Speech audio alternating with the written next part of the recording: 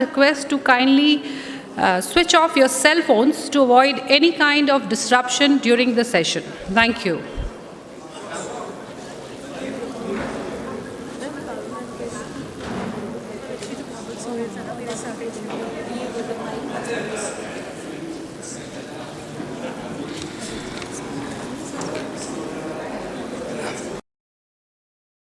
Society.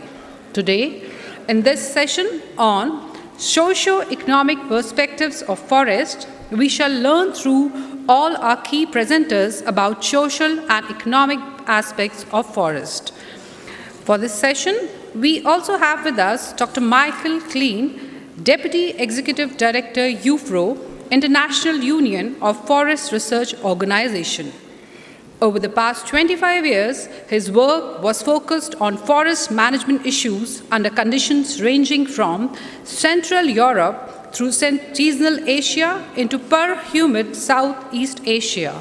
His work included residential assignments in Pakistan and Malaysia, and for more than 12 years of work over there, along with some other projects. May I request you, sir, to be the moderator of this session. May I now call upon the name of presenters, and I humbly request the presenters to join us on dais. I request Dr. Deena Nath Tiwari ji to be here with us on dais.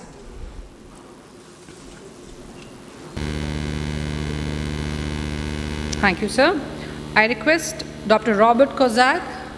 Thank you, sir, for being there. Dr. Arifa Sharmin. Dr. Arifa Sharmin. Dr. Tony Bartlett. Thank you, sir. Dr. P. K. Shukla.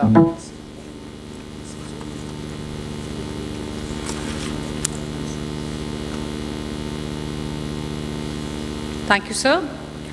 Once again, I call upon Dr. Arifa Sharmin. I hope she'll join us soon. Rapporteurs for this session are Dr. S. K. Sharma and Dr. Manas. Now, I hand over the stage to Dr. Klein to conduct the session. Thank you.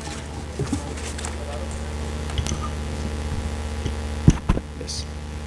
Good afternoon, ladies and gentlemen. It's a great honor for me to be allowed to moderate this session on socio-economic perspectives of forests. And as you can see from the title, it's a very, very broad title. So in many, many different situations throughout the Commonwealth countries, socio-economic perspectives of forests are very different.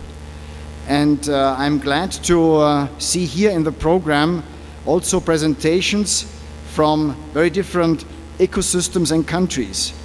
And our approach would be that we have in total 5 presentations and roughly 10, 12, 13 minutes each presentation. And then we would ask the next speaker, I would ask the next speaker to join, so that at the very end we will have about 20 minutes for discussion. So if you have questions, if you have a certain comment on one of the papers, I would like to request you to note them down, and at the very end we will have a discussion session of about 20 minutes before we are going to wrap up the session. So welcome, and I would like to start immediately with our first speaker, Dr. Deena Nath Tiwari from India, Livelihood and Economic Security from Forest. Dr. Tiwari, please take the floor.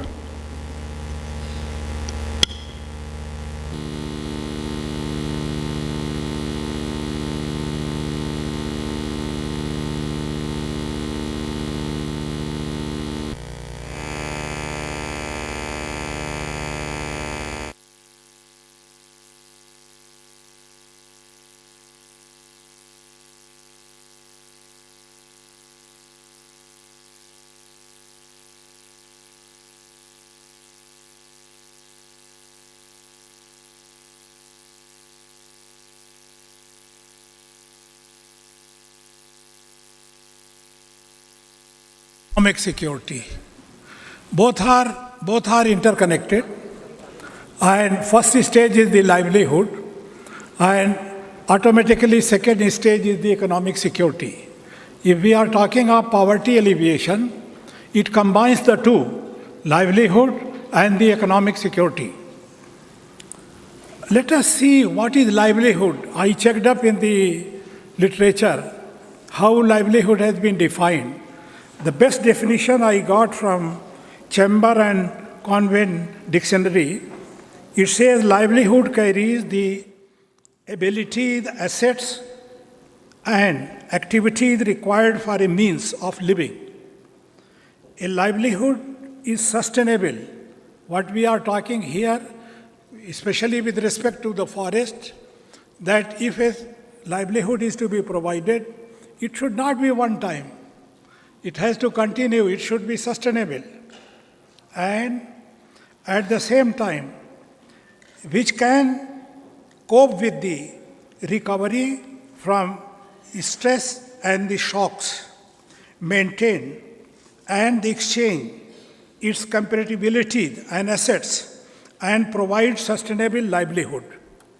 So we want sustainable livelihood opportunities. Not one time and then for the next generation, and which contributes net benefit to the other livelihoods. That means if you are getting from one source, maybe abruptly this source may be end. So livelihood has to continue. In that case, there should be number of sources from which one is deriving the livelihood. And this can be local, this can be regional, this can be at global level, and this can be a short and long term. So this is what the Chamber of this dictionary defines. When we take up the forest areas, these are the interior areas, backward areas, unconnected. So many constraints are there. The people have to face many challenges. There the livelihood of millions and smallholders and rural people depend on directly on their ability to grow, harvest, process, and market what? Crops, livestock, fish, tree, forest products, etc. That means in forest areas, an integrated effort has to be made, not single thing, neither only forest or only agriculture or only fish or any of this either or is not possible. Probably integrated efforts had to be made to make the livelihood sustainable. When we talk of poverty, because the next stage to livelihood is the poverty, and the poverty is a pronounced deprivation of well-being related to lack of material. It can be income of consumption, low levels of education, and health vulnerability, and exposure to risk, and voicelessness and powerlessness, especially in case of indigenous people. They may be having the resource, but in absence of voicelessness and in absence of powerlessness, they are unable to derive the livelihood. What to talk of the security? And in any case, economic security is not possible. This is what World Bank has said in 2001. Then, of course, we all agree that poverty is an injustice that can and should be remedied. We all agree under Sustainable Development Goal also. Now, Sustainable Development Goal 1 is the poverty, ending poverty by 2030. So, poverty is an injustice that can and should be remedied by determined action. There are sufficient global resources to achieve that goal if they are directed towards the purpose. This is what the UNDP HDR report says, and also this is appearing in Sustainable Development Goal criteria and indicators. Economic security, when we talk of, because we are combining livelihood and economic security. So economic security or financial security is the condition of having stable income or other resources to support a standard of living now and in the foreseeable future. Of course, it includes probable continued solvency predictability of the future cash flow of a person and other economic entity such as, and then of course employment security or a job security. When we talk of sustainable development goals, it talks of it aiming to end poverty, hunger, inequality, creating better jobs, then tackling environmental challenges, particularly the climate change. If all these are taken care of, only then it is possible to achieve livelihood and the economic security. Then we talk of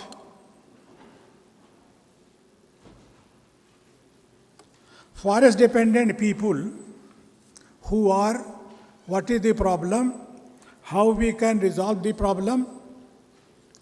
It is said that about 1.6 million people are dependent on forest for their livelihood, including food, fodder, fuel, fiber, water, shelter, medicine, jobs, and income.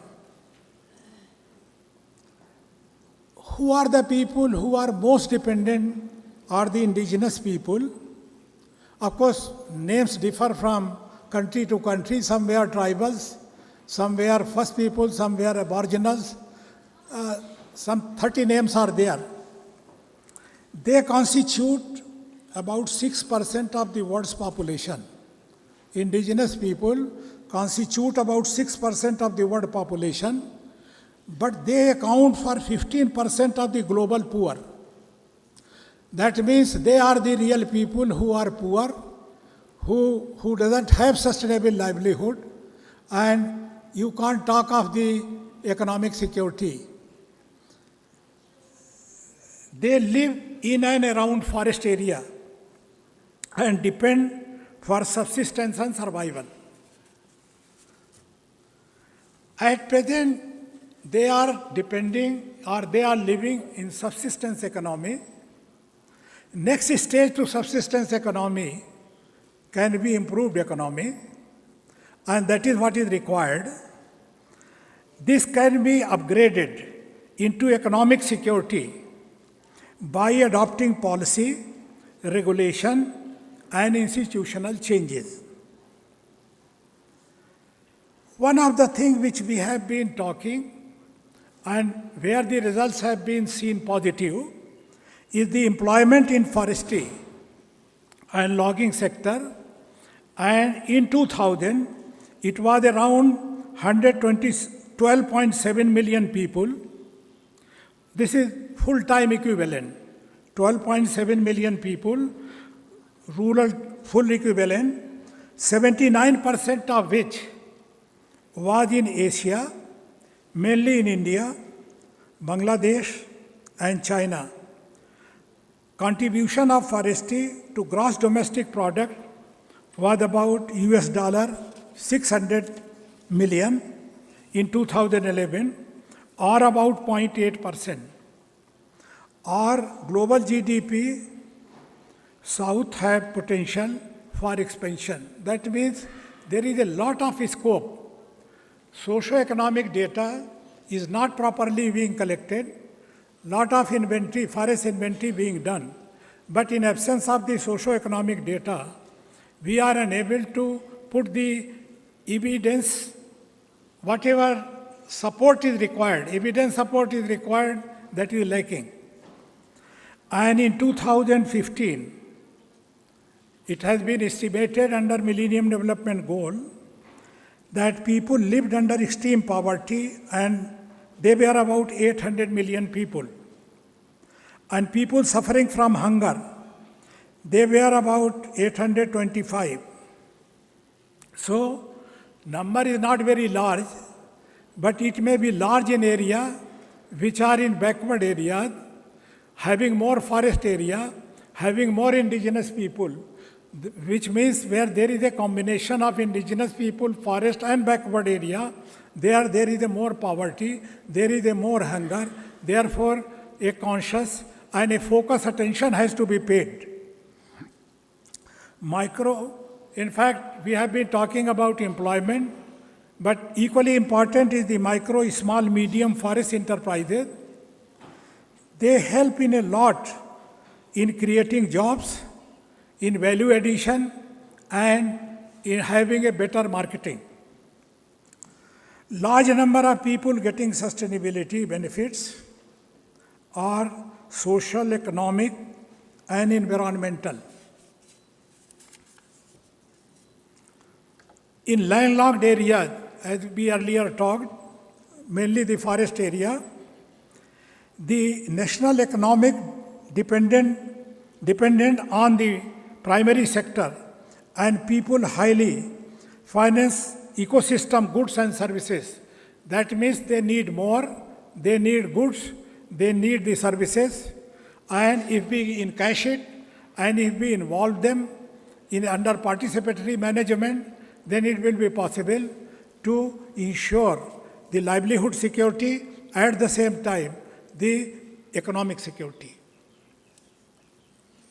Friends, how we can improve livelihoods and the economic security?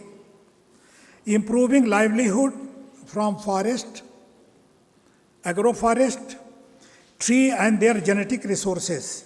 These are actually three main sources on which we can depend on, and people are at present deriving their livelihood from these sources. Then sharpening of the profits, sharing of the profits from timber and other forest produce with local communities. That means sustainable community forest management or forest management. 1 minute more I can take, okay. Then recording of the rights of the forest dwellers and promoting micro, small, medium enterprise. And then what is most important is the catalyzing technological, policy, and institutional innovations.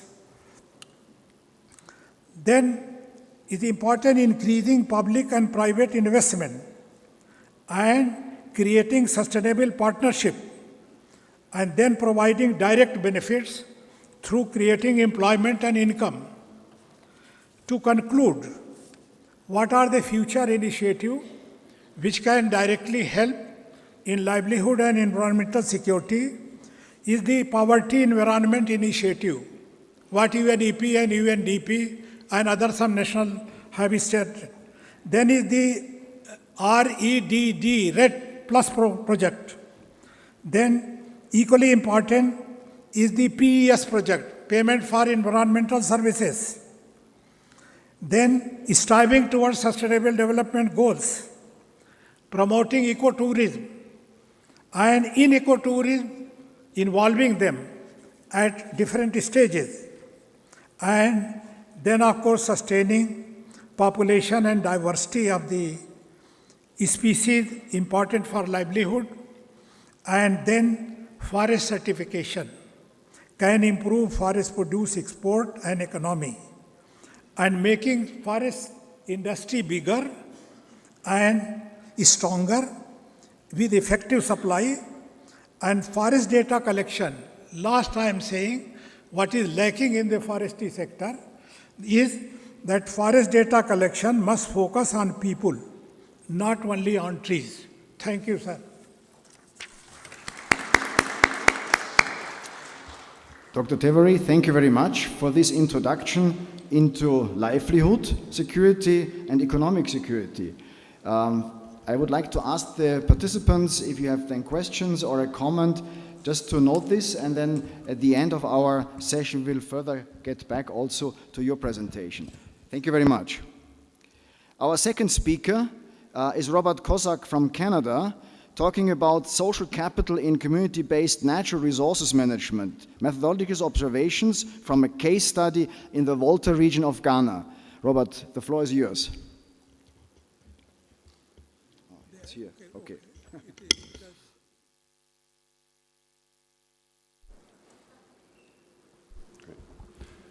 Thank you very much. It's an honor to be in this great historic hall. I'd like to present results from a recent research project conducted primarily by the first author, my PhD student, Anelia Ramon Hidalgo. It's a highfalutin title, but it's a fundamentally simple presentation. It's really about how blanket interventions commonly deployed in impoverished forest-dependent communities in the global south are overly simplistic development tools that do not necessarily result in the equal distribution of benefits and local empowerment, and could even at times disempower certain minorities. So just a bit of context on that. In many forest-dependent communities in the world, especially in developing economies, the empowerment of community members is an expected outcome of community-based natural resources management initiatives. But many interventions like community-based ecotourism have failed to deliver on the promise of fair distribution of decision-making power and benefits. This is in spite of the fact that ecotourism is often thought to be an ideal market-based solution which manages to reconcile both conservation and development. And so there have been many theories as to why that's occurring. For instance, isolation or a lack of management and marketing skills and so forth. But one compelling argument is that the conditions leading to stronger or weaker ecotourism institutions are just really poorly understood. And a study of social capital might lead to a better understanding of why certain initiatives might fail while others succeed. But this too has been criticized for its simplicity. Communities are not homogeneous, and sociocultural and political differences embedded in norms have shown to have important impacts on the use of social capital and the outcomes that arise from it. So social capital as a construct needs to be thought of hand in hand with the notion of social difference. And this may in turn lead to more effective interventions. This area has largely been unexplored, and that's really what motivated our research here. And so our objective was to explore the roles of social capital and demographics in empowering individuals and communities in community-based natural resource management. With the end goal being to articulate a framework to avoid oversimplifying development interventions through what we used mixed methods and multi-level analyses. The study itself took place in the Volta region of eastern Ghana. We worked with two villages, which I won't name here, but both have significant ecotourism initiatives in place. Both villages are relatively isolated and date back to settlements in the 19th century. Just to give you a sense of the populations of the villages, one had 3,500 residents and the other 2,000, comprising mostly local clans, migrant farm workers, and people from other parts of the country. The area itself is surrounded by semi-deciduous forest and farmland, and both communities derive their livelihoods largely from multi-crop subsistence farming. The patch that you see in the background in that picture there is an agricultural clearing, and it's safe to say that were it not for the ecotourism initiative, we'd see a lot more of that in that area. As I said, our study focused on two ecotourism initiatives. These were initiated in 1996 by the Nature Conservation Research Center in Ghana in collaboration with the US Peace Corps, the Ghana Tourism Authority, and the Netherlands Development Organization. The interventions took the forms of funding, capacity building, and management training. So these two initiatives have a lot of similarities. Hikes in the surrounding village are the main tourist attraction. About half of the visitors are domestic, the other half come primarily from Europe or from North America. Importantly, these two interventions were subject to an agreement from community members that forests in the surrounding regions would be conserved. And there's, while there aren't any explicit laws protecting the forest, this condition has largely been met, thanks in large part to the environmental environmental awareness training provided by the aid agencies. Each project employs about 8 to 10 individuals. They have large boards of directors, 20 or more people, and they provide spin-off financial benefits to tour guides, to cooks, transportation services, youth groups, and food vendors. Elders in the community also exert some influence here, and here we see a picture of elders making some decisions about the ecotourism initiative. So very briefly, in order to understand how social capital and demographics empower both individuals and communities, we employed a multi-level study looking at both the individual and community levels. For the most part, our conceptual framework was grounded in social capital theory using a lens of feminist political ecology. And we used mixed methods, both qualitative and quantitative, in our data collection and analyses. And so I won't get into it in detail. We deployed random surveys, semi-structured interviews. We conducted ego and whole network analyses, and we triangulated our data with participant observation, archival data, and group discussions. So moving on to the findings for our study of individuals, the conceptual framework borrows from the works of Lynn, and what it says is that one approach to approaching how social capital and empowerment relate is to look at a framework where social capital impacts empowerment. And so in this framework, social capital is defined as resources embedded in a social structure which can be accessed and or mobilized in purposeful ways. And it comprises cognitive elements like trust, reciprocity, collaboration, and structural elements like tie strength or social networks between individuals. And so while the cognitive elements predispose people toward action, it's the structural elements that facilitate action. So on the other side of the framework is empowerment, which can be defined as a process of capacity and confidence building in making decisions about and gaining control over productive resources and ultimately one's own life. So our working hypothesis then is that the more accessible social capital is, the more those resources can and will be mobilized in purposeful actions to achieve empowerment outcomes like status, power and wealth, knowledge, and information. But we found that framework to be somewhat limiting in so much as community-based natural resource management can also be mediated by context. And so our approach was to overlay various demographic variables onto this framework, which could help to explain inequities in both social capital and empowerment. So moving on to the results, empowerment in this study was measured using 17 statements describing potential empowering outcomes that were borrowed from the literature. And what we did was we ran a principal components analysis and found that 5 latent factors emerged. So the 5 empowerment factors that emerged are decision-making, socioeconomics, forest and tourism, having a voice, and social credentials. And so we use those as dependent variables in a series of 5 sequential multiple regressions. The independent variables came from scales and questions related to cognitive social capital, structural social capital, and demographics. And each of the models was significant and performed quite well. I don't have time to get into the specific results. There's a lot of numbers up there. But we also ran this regression on overall empowerment.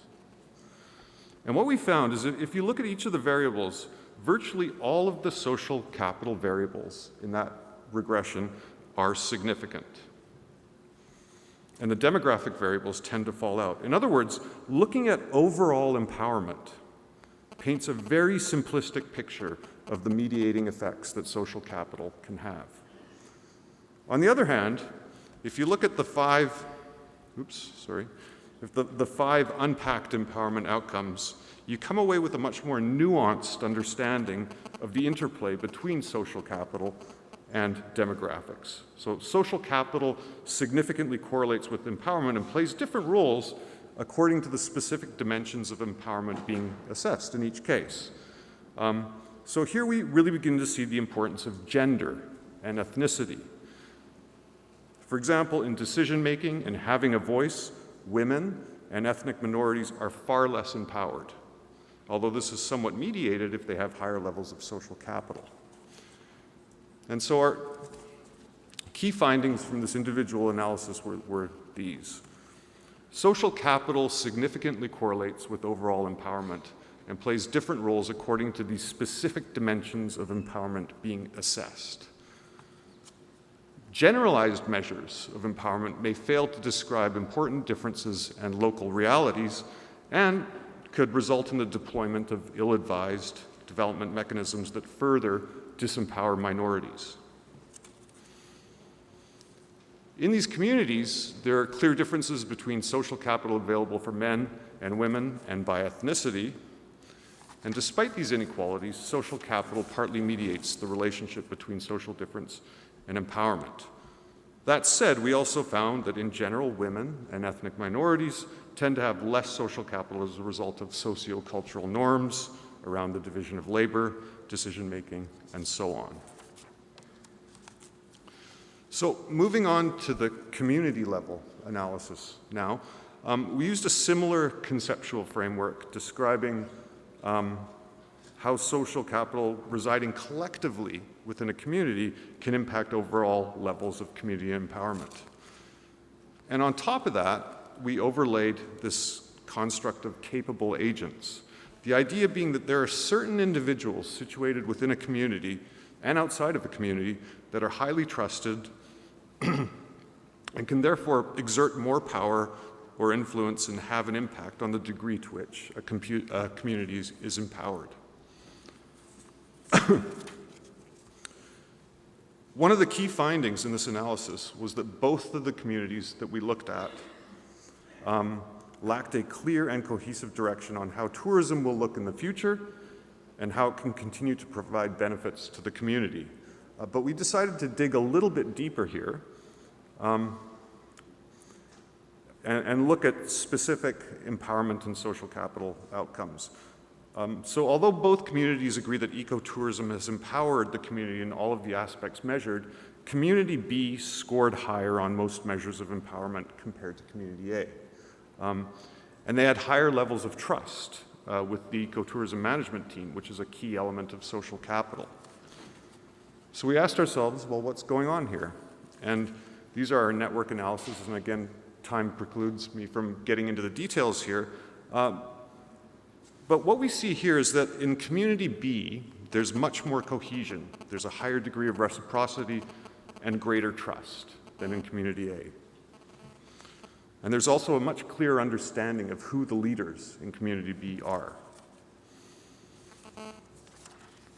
And if we take an even clearer picture of what's happening there and look at the demographics of our capable agents, what we find is that the capable agents, those that can exert power and influence, in Community A have less education, they work as laborers, and they live in the village.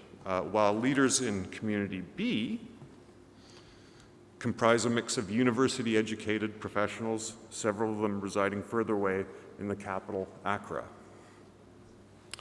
And so this is a key finding because authorities living outside the community with higher levels of education will arguably have more connections to people at all levels of the occupational hierarchy, including the Ghanaian government. In theory, they would also have better access to communications channels and a wider range of potentially useful resources and information that would serve to improve the ecotourism initiative. Okay. So the key findings of our community level analysis were this. The most prevalent problem in Community A seems to be a lack of trust in amongst leaders in the community, while in community B, it's a lack of community engagement and communication breakdowns that occur because of the distance between the villagers and outsiders. And so in both communities, there is a lack of clear direction on how tourism will unfold in the future. Second finding was that the cohesion of networks of boards and capable agents depends on a number of demographic factors. And the third finding is that community B is better positioned to mobilize necessary resources to address issues related to ecotourism and interventions for a number of the reasons that I've listed there. And so from a development point of view, what it ultimately means is that community B seems to be much better positioned to reap the benefits of an intervention like ecotourism by virtue of its leadership, the higher degree of bonding and bridging ties that exist in the community, and the generally higher educational capacities. In contrast, interventions in community A could also succeed, but it would be advisable to make an effort to formally bridge the ecotourism initiative with a network of capable agents in the community to create opportunities for increased transparency and dialogue, and perhaps even offer increased support to local villagers vis-a-vis capacity building and training. And so I'll just skip to my last slide. In the final analysis, we've shown that empowerment and social capital are embedded within a culture and politics of place. And so considering social capital as an analytical tool for understanding empowerment outcomes within a particular location and accounting for power dynamics within communities has proven useful in the study, especially in thinking about what a framework for better interventions might look like. And so for researcher, this study supports previous claims regarding the merits of a network and politicized approach to social capital analyses. And it also supports this notion of mixed methods approaches and multi-level studies at different scales, and using an intersectional lens to provide a much richer understanding of local realities and of the nature of the social capital empowerment interactions. And finally, for development practitioners, community-based natural resource management intervention should be targeted to local contexts vis-a-vis the identification of inequities, the articulation of empowerment and social capital measures, and the disaggregation of those measures to produce more meaningful results. In other words, blanket solutions will no longer suffice. And with that, I thank you for your attention.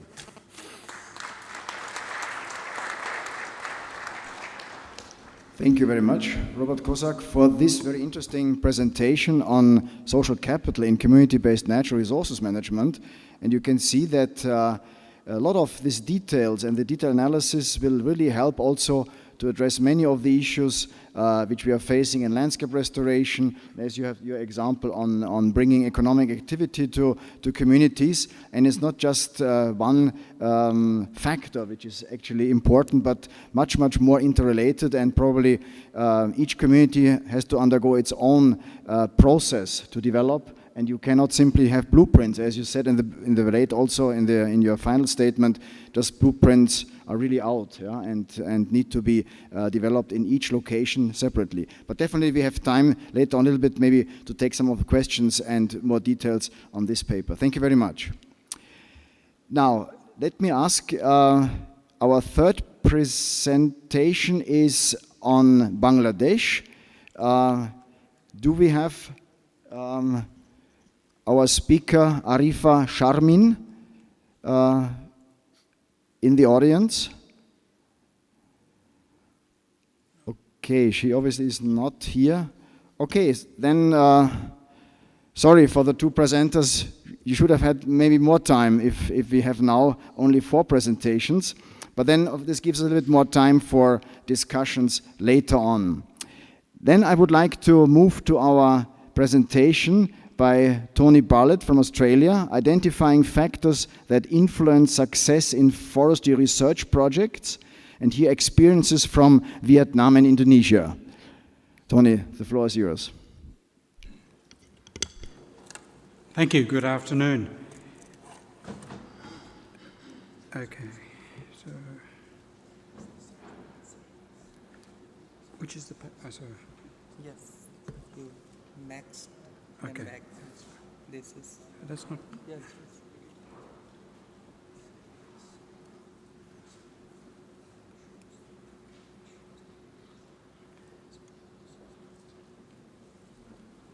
Okay, sorry about that. Technology. I work for an Australian government aid organisation which specialises in funding research projects in developing countries covering agriculture, fisheries and forestry.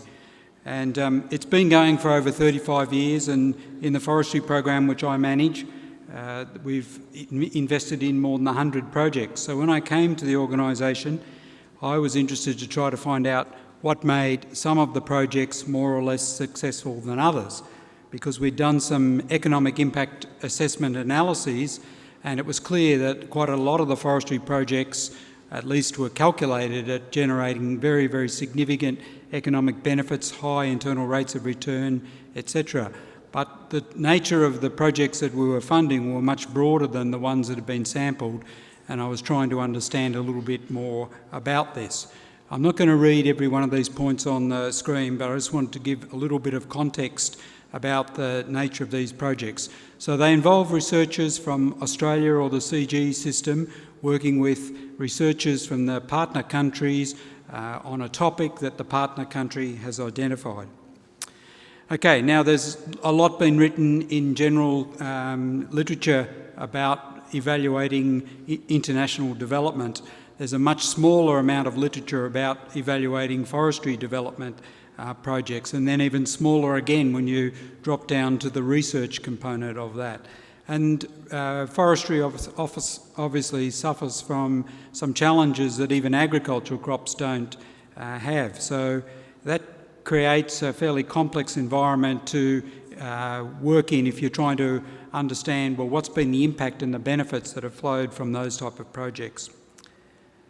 Okay, so I was really interested in what makes one project either more or less successful.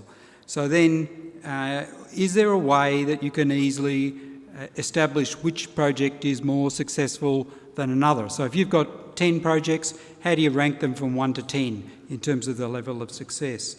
And then what factors have actually helped or hindered those projects and therefore resulted in the evaluated score that you give it? And, you know, do these factors vary if you're working in one country or a different country, or if you're doing a research project to do with improving germplasm, or a research project trying to commercialise a non-timber forest product or something or other like that? And then you also have to think about, well, what does success really mean in a research project? Is it just related to... Geographically located almost in the center of India, and it also has the largest forest area in the country among all states, and geographical area wise also it is second only to Rajasthan state. My presentation is about social and economic impact assessment of teak plantations raised in 2 districts of this state by Madhya Pradesh Forest Development Corporation.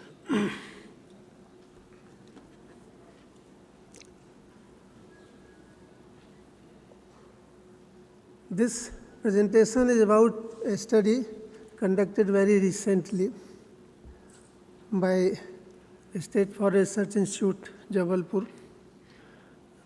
This study was assigned by the State Forest Development Corporation, and incidentally I was also a part of this study. Study was joined and the project coordinator of this study was Dr. Pratibha Bhatnagar, and I am presenting in brief the findings of one component of this broad study, which included environmental impact assessment, biodiversity assessment, and also the identification of high conservation value for forest areas. So I am presenting this findings of this study on her behalf as well as on my own. To begin with, I would give a brief introduction about Madhya Pradesh State Forest Development Corporation. This corporation was established on 24th July 1975. It's a corporate body fully owned by the government. The central government and the state government are the only two shareholders of this corporation. Objectives of the establishment of this corporation was intensive management of forests by replacing poor quality coppice origin forests into high forests, and also to accelerate and increase production by raising plantation. As we know, social impact assessment is a method of analyzing what inputs actions may have on the social impacts of the environment. Environment may have different aspects. It could be physical environment, it could be biological environment, and social, cultural, economic work environment, different types of environment. So in this presentation, I will confine to only the social and size of land holdings, household income, facilities of education, medical, drinking water, etc., dependence of local population on forests, impact assessment of various forestry operations on income and employment, direct as well as indirect, and also on the quality of life.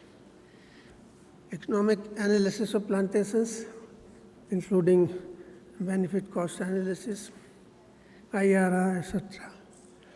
Assessing the impact on places of archaeological, religious, cultural and ceremonial importance, assessing the availability of infrastructure facilities, analysis and evaluation of the significance of each impact, and development of a mitigation plan to reduce or compensate the identified adverse impacts, if any.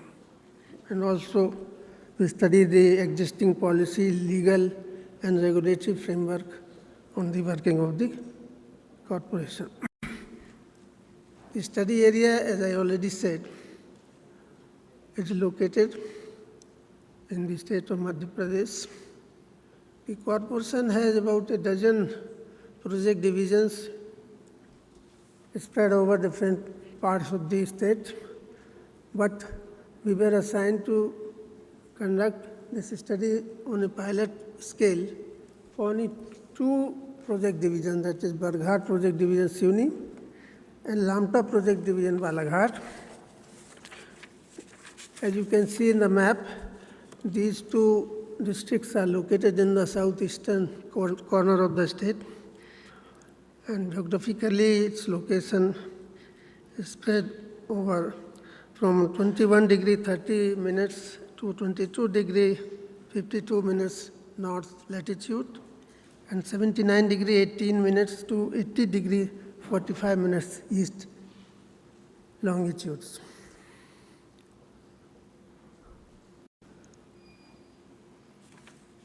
In fact, the State Forest Department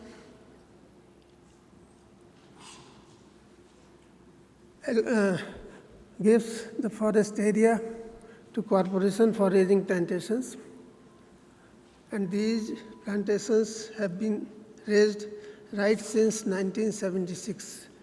So the oldest plantations are now of more than 40 years age, and every year they are raising plantations. So we have complete 8 series of plantations. Most of the plantation, more than 95%, belong to the category of rain-fed teak plantations. They have also experimented over other types on a very limited scale, such as high-input plantations, and plantations of other species like Melina arborea, bamboo, and another planting of medicinal plants, etc. But most of the plantations are teak plantations, and those two non-irrigated plantations. The total area of these plantations is more than 40,000 hectares, out of which net area is more than 24,000. And so far, the total volume of these plantations is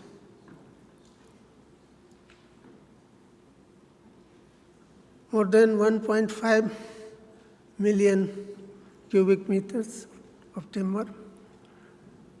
The average volume per hectare of both taken together for both the divisions is 62.1 cubic meters, and net worth, as has been calculated by the corporation,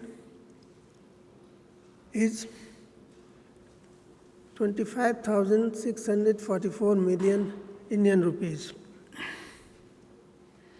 These are the photographs of plantations in the study area. The method of planting has been mainly teak root shoots planted at a spacing of 2 meter by 2 meter after clear felling of the original crop. That was the practice adopted from 1976 to 1982. Thereafter, due to some ecological and environmental considerations,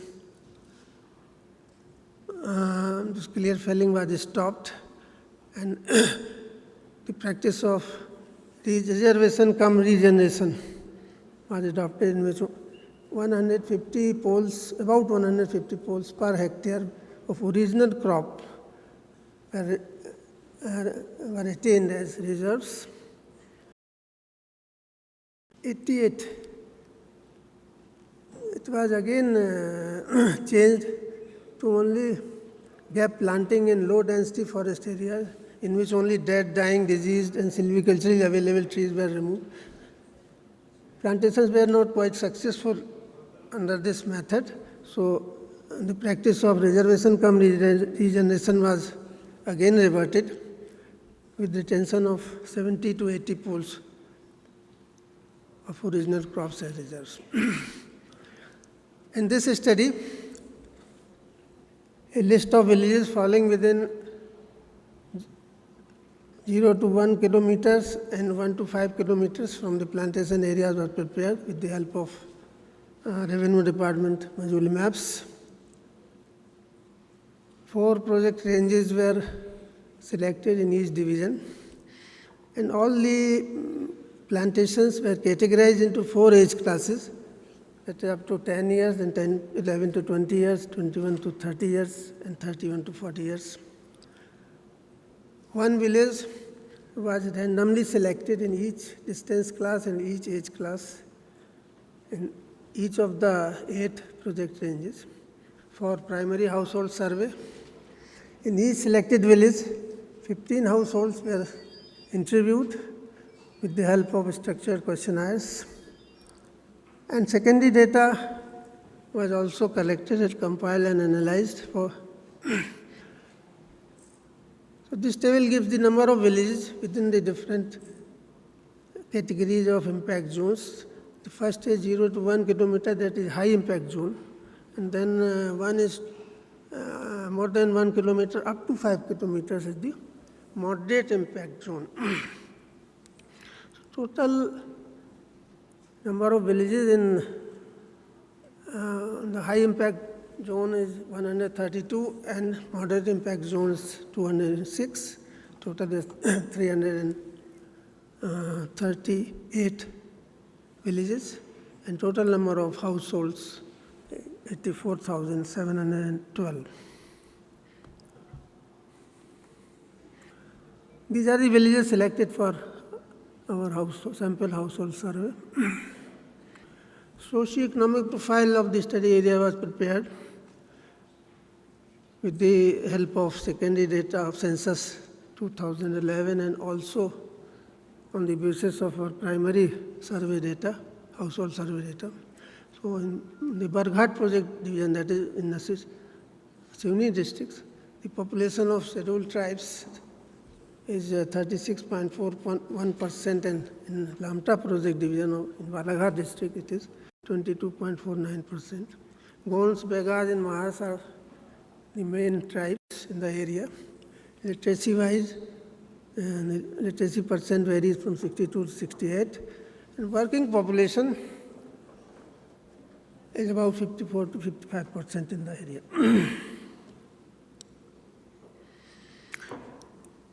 The first table gives about the size of land holdings, the percentage of marginal, medium, and small scale farmers and big farmers. As we can see, most of the largest component is of marginal farmers, 48.3% in Barghat and 42.5% in Lamta. And average monthly income varies from 5,728 rupees in high impact zone of Barghat project division to 11,738 in Lamta division. This is the area. We conducted the economic analysis of these plantations also, for which costs and benefits both were calculated. While calculating costs, all the costs incurred in raising plantations, including nursery costs, felling, logging, transportation, etc. during thinnings and final harvesting. Final harvesting has not yet been started, it is just predicted because the plantations are only about 40 years old, and the final harvesting will be done after the plantations attain an age of 60 years. And yield was estimated on the basis of yield tables. Site quality, of course, varies from place to place, but the average site quality, all India site quality 3 to 4, it was used while calculating the yield. And financial returns were calculated on the basis of these yield tables and average selling rates obtained in timber depots. Thinnings are conducted after the age of 10, 20, may I 30. Request you to break up, please. I will complete this now. 45 years, final harvesting is done, 60 years. This is the cost-benefit analysis. Discounted costs and benefits were calculated at the 10% rate of discount, and at this rate of discount, the benefit cost ratio is 1.29 to 1. And the internal rate of return is 11.3%. Project benefits included employment generation, 0.42 million man days per annum in Lamta and 0.38 million man days per annum in Barghat. And as a part of wages, 182.4 million rupees are distributed every year. It has improved the visual impacts. And there are certain adverse impacts also for which mitigation measures have been suggested adequately. The first negative impact is the problem in fuel wood collection. As the initial stages of plantation, the people are not allowed to collect fuel wood. So mitigation measures, we have suggested encouraging villagers to plant fuel wood trees on field burns, promotion of use of fuel efficient. For this enrichment, planting of these species in natural forests, strips left between plantations and field burns and village common lands has been suggested. So that is in brief about the economic and social impact. Thank you very much. Dr. Shukla, thank you very much for this presentation on the social and economic impact assessment of teak plantations. As we have seen, of course, one can calculate an internal rate of return, but besides that, there are many other aspects to be considered, which you have outlined later on in your presentation on the multiple effects on species loss, also those species for cultural and religious values, as well as other benefits which could be reduced because of plantation development. All right, ladies and gentlemen, we have now had the opportunity to listen to 4 presentations on socio-economic perspective of forests, and I may also expand this forest research. And I would like to invite questions or comments on these presentations, and we will ask then the individual speaker to respond to these questions. So who is first? Yes, please, in the first row.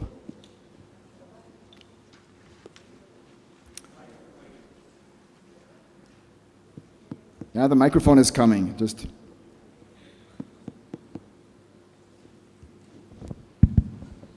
Thank you, Mr. Chair.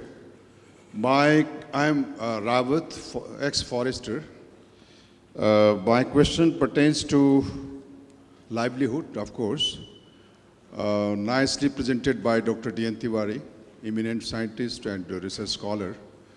And as you have served at the apex body of Government of India, Planning Commission of India as member in various capacities, and linking with the second presentation by Robert, the CBNRM experience in Ghana.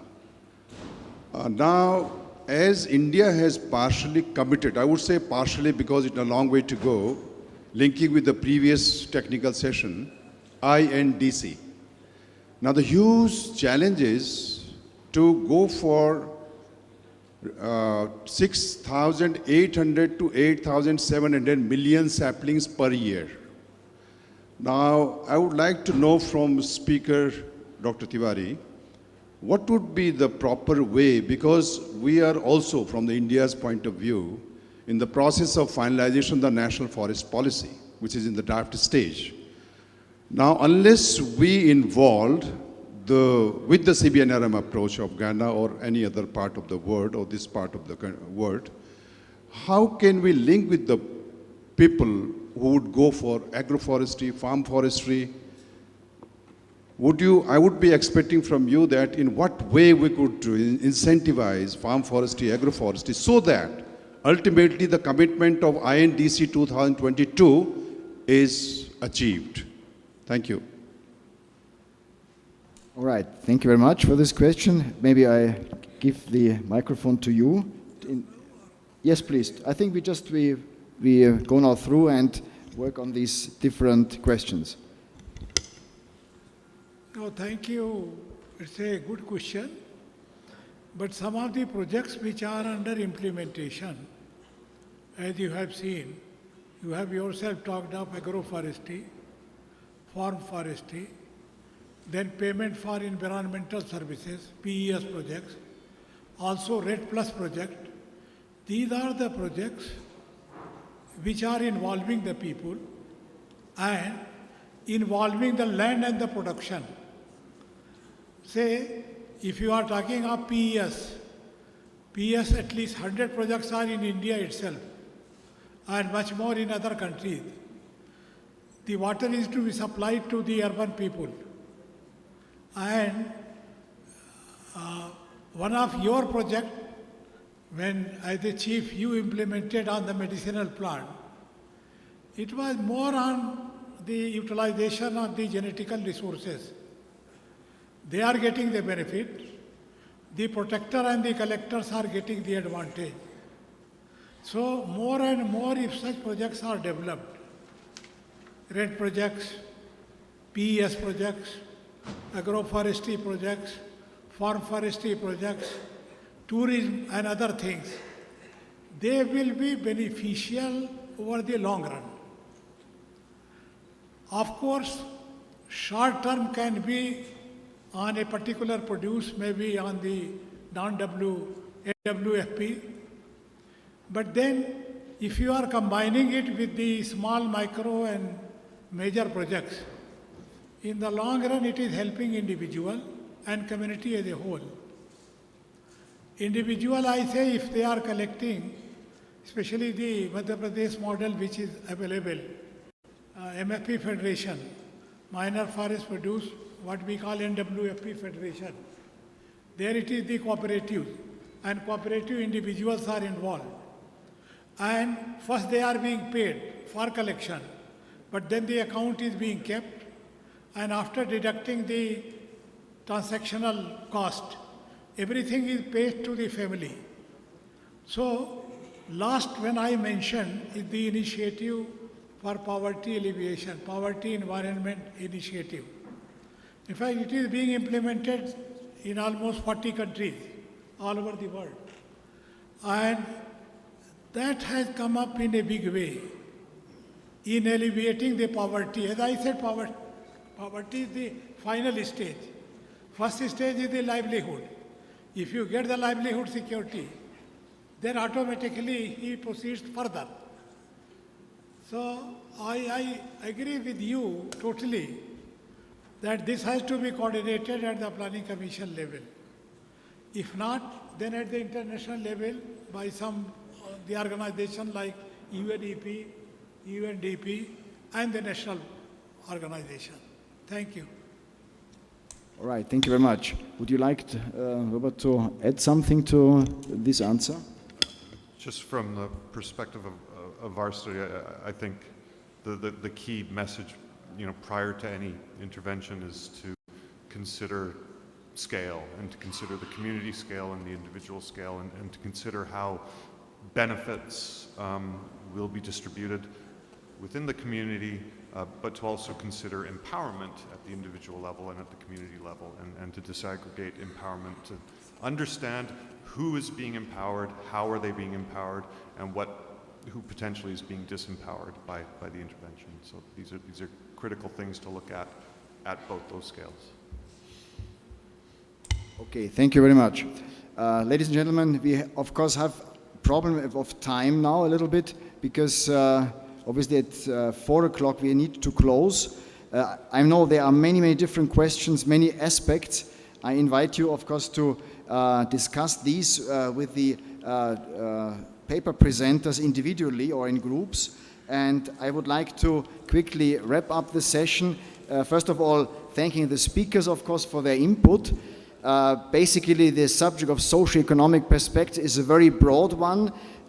We had a very good introduction into the concepts of livelihood security, economic security, the interrelationships, and then, of course, also the various aspects which need to be considered even in achieving and this is all the global debate, the SDGs, which are so broad and, if I may chip this in, also partly conflicting. I mean, there's also this interrelationship between the SDGs is not easy to solve and needs optimization.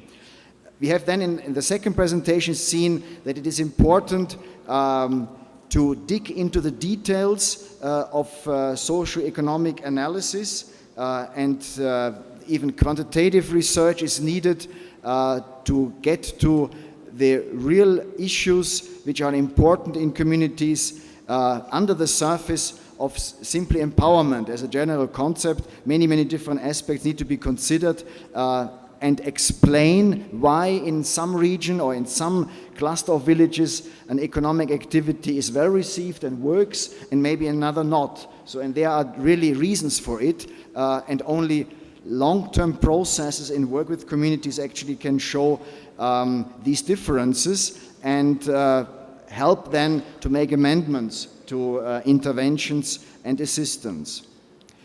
On the same level of complexity, we have heard then the evaluation of success or failure of research projects, examples from Vietnam and Indonesia. And here, of course, it is important that, and this is a new method of evaluation of research projects with low-high importance, 22 factors analysis to evaluate the impact of research projects, it means uptake by practitioners, by communities, and also consider the factors outside this research project, which either are synergistic or going against the results of the research project. So also this is a sort of socioeconomic analysis, because at the end of the day, even the quantitative research will be used within a social context, and therefore important to know whether or not it works or how much of such a research is taken on board. And finally, we have heard about a socioeconomic impact of teak plantations, so where a concrete development of plantations has been established in Madhya Pradesh, as well as then Dr. Shukla has shown us, besides the success of the plantation, which actually has, as I understood correctly, removed partly also natural forest and has been planted with teak trees, how important is here to analyze also the other services of the original forest in terms of grazing, in terms of fodder, in terms of provision also of other services like tree species diversity for social and also religious purposes, so that even an internal rate of return is by far not sufficient to evaluate the success of an economic investment. The socio-economic impacts are very important. Well, this was really in a nutshell what we have heard today, and I would like again to thank the speakers for their preparations and sharing their experiences here in this session, and I would like to hand over to the Master of Ceremony for the handing over of mementos. Thank you very much. Thank you, sir, for carrying out the session. As a token of respect and appreciation, we would like to present mementos to our speakers, for which I would like to request Dr. Michael Clean to honor them, and I would be calling upon their names. Firstly, Dr. D.N. Tiwari ji.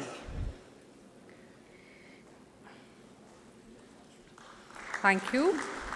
I also request him to present a memento to Dr. Robert Kozak. Thank you, sir. Dr. Tony Bartlett.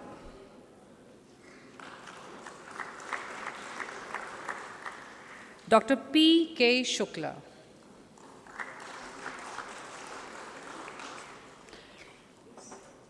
Thank you, sir. On behalf of the entire FRI fraternity, we would like to express our gratitude to Honorable Moderator, for which I request Dr. R.B.S. Rawat, former PCCA of Uttarakhand, to present a memento to him.